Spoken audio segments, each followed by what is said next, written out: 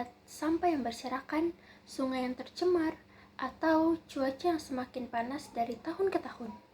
Nah, saat melihat hal-hal seperti itu, mungkin kita langsung berpikir bahwa kerusakan lingkungan terjadi karena kesalahan orang lain. Tetapi, coba kita renungkan sejenak. Apakah mungkin kita juga pernah ikut menyumbang kerusakan lingkungan itu? Mungkin lewat kebiasaan membuang sampah sembarangan, menggunakan plastik-plastik sekali pakai setiap hari, atau membiarkan listrik dan air terbuang percuma. Tanpa kita sadari, kebiasaan kecil ini membuat kita lakukan setiap hari bisa memberikan dampak besar bagi bumi. Oleh karena itu, hari ini kita akan bersama-sama belajar tentang bagaimana perubahan besar dalam merawat bumi ternyata dimulai dari perubahan hati kita sendiri. Teman-teman, Tuhan menciptakan bumi dengan segala keindahan dan kekayaan.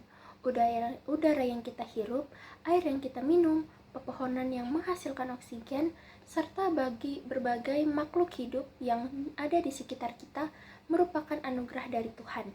Namun saat ini, bumi menghadapi berbagai persoalan lingkungan yang cukup serius, seperti sampah yang terus bertambah, populasi semakin meningkat, hutan semakin berkurang, atau perubahan iklim dimulai dan dirasakan oleh banyak orang.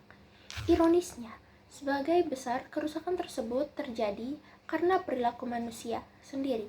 Kita sering menggunakan alam tanpa memikirkan dampaknya bagi masa depan. Kita menikmati hasil alam, dan tetapi juga terkadang lupa untuk menjaganya. Padahal, bumi bukan milik kita saat ini, tetapi juga memiliki generasi yang akan datang. Nah, menurut artikel Laudato Si nomor 216 hingga 221, Paus Fransiskus mengajak kita untuk seluruh umat mengalami pertobatan ekologis. Nah, pertobatan ekologis ini apa? Pertobatan ekologis adalah perubahan hati yang mendorong kita untuk membangun hubungan lebih baik dengan Allah, sesama, dan seluruh ciptaan. Paus Fransiskus mengingatkan bahwa bumi bukan sekedar tempat tinggal yang dapat digunakan sesuka hati. Bumi adalah rumah bersama yang diciptakan dan dipercayakan Allah kepada manusia untuk dipelihara dan dirawat. Nah, oleh karena itu, menjaga lingkungan bukan hanya tugas sosial atau kewajiban pemerintah semata. Menjaga lingkungan juga merupakan salah satu bentuk tanggung jawab iman kita kepada Tuhan.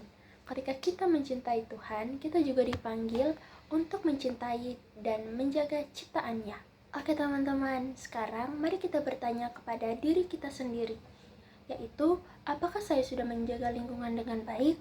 Apakah saya masih sering menggunakan plastik secara berlebihan? Apakah saya sudah menghemat air dan listrik? Apakah saya peduli terhadap lingkungan di sekitar saya? Dan apakah saya sudah menggunakan media sosial untuk menyebarkan hal-hal positif?